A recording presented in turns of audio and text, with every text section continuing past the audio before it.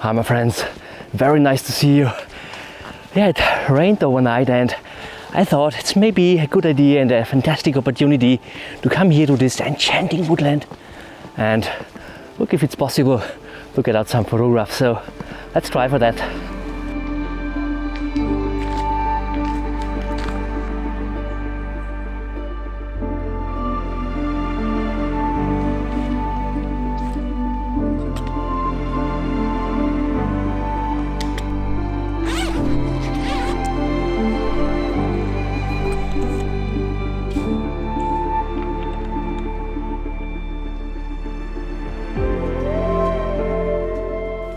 What a gorgeous morning, and I found already my first composition.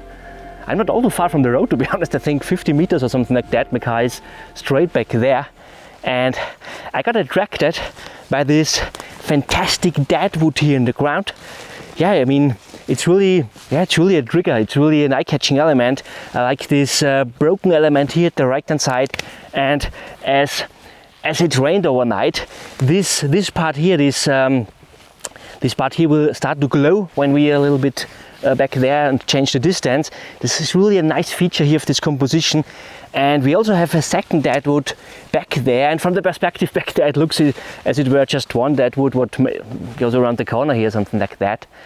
That's really fantastic. Also this boat tree here, that's really cool, really a cool one. Unfortunately we don't have the best atmospheric conditions. They are not bad, to be honest, but yeah, we don't have fog or something like this. And very important here, I mentioned already the glare back there on the deadwood. It's really important not to pull to maximum polarization, because glare is not our enemy. It's really important to use all these spots of glare to emphasize these parts and also to support the flow of the image. So that's really cool here, and we get also a little bit more of plasticity in here. One important thing here is we have quite close elements and also elements that are far away. In woodland, I don't want to have everything pinch up. Maybe in the distance I will come away with a little bit of softness, but anyway, I have to focus stack here. So I would say, let's make the click, or the clicks in this case.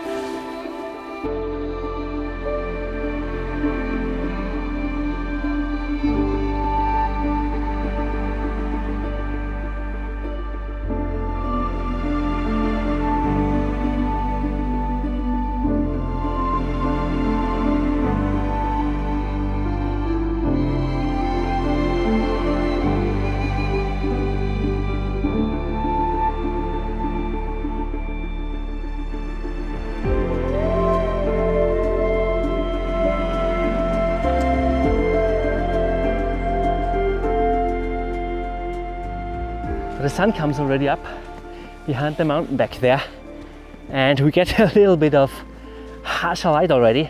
Well, it's not good, to be honest, but anyway, I will have a look if there's anything else that can be photographed, and yeah, fingers crossed therefore.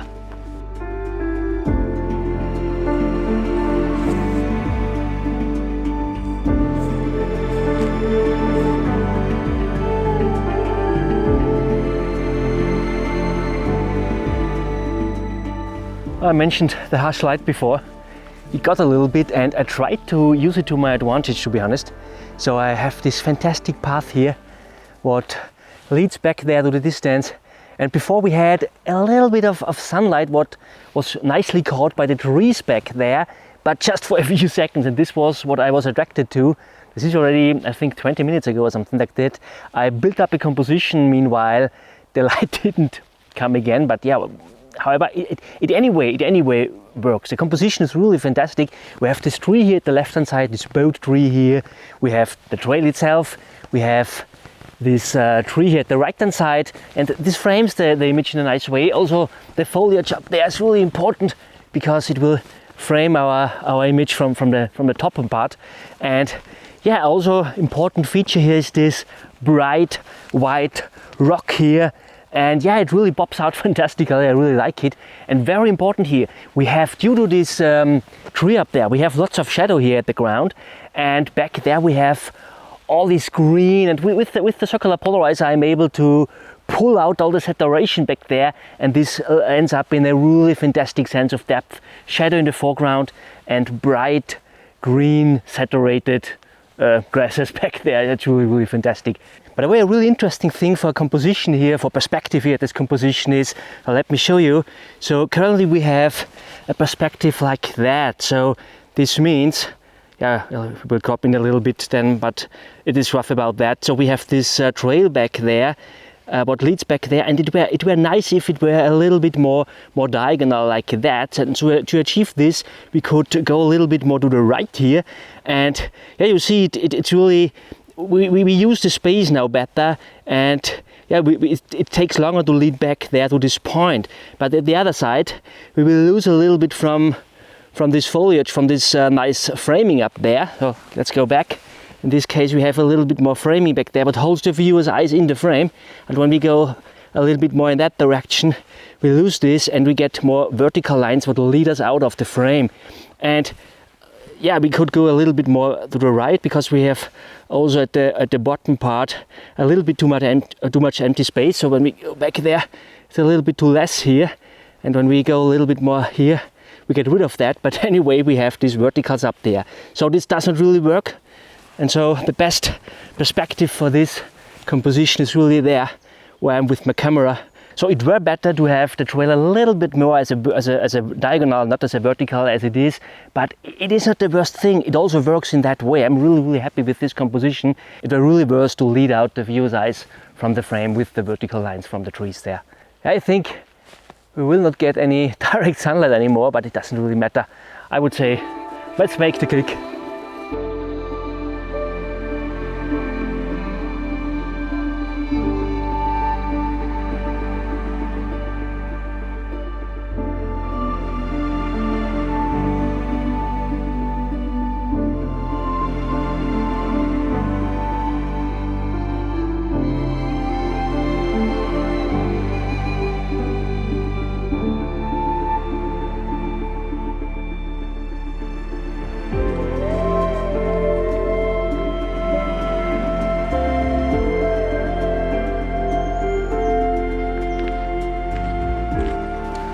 My biggest issue with local woodland photography is, I mean, I get up early in the morning, I come here to a woodland, not all too far, 20 minutes maybe, something like that, and I think, just let's take 2 or 3 shots, I will be back in 1.5 hours, something like that. And I'm already here now for, I'm not sure, I think around about 3 hours or so, and I've just taken 2 shots.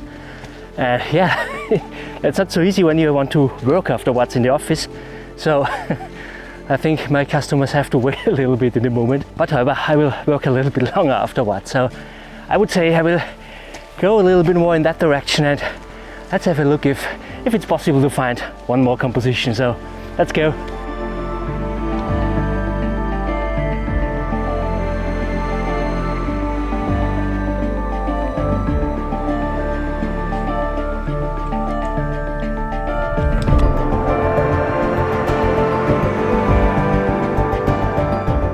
I found one more composition, and I got attracted by these fantastic greens back there, this saturated lush green back there, and also this red orange trail back there leading us into this scene.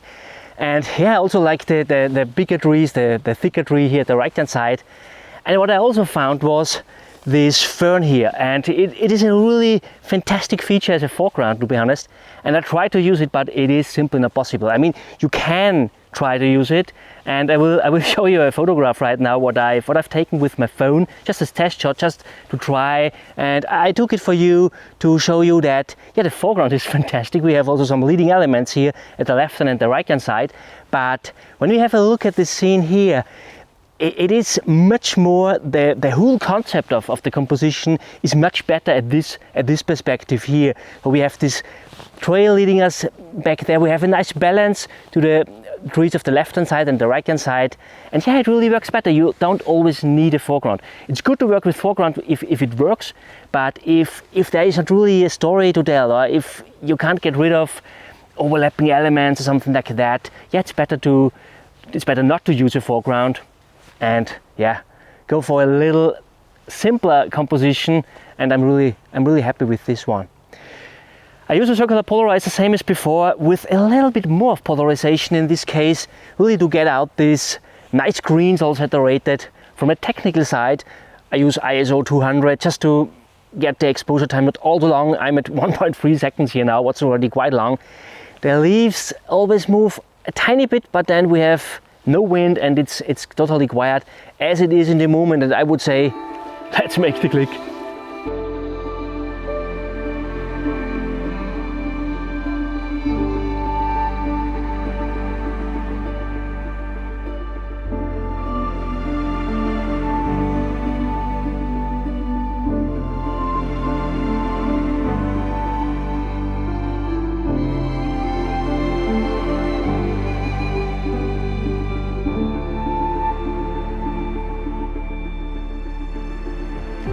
This was really a fantastic day of woodland photography.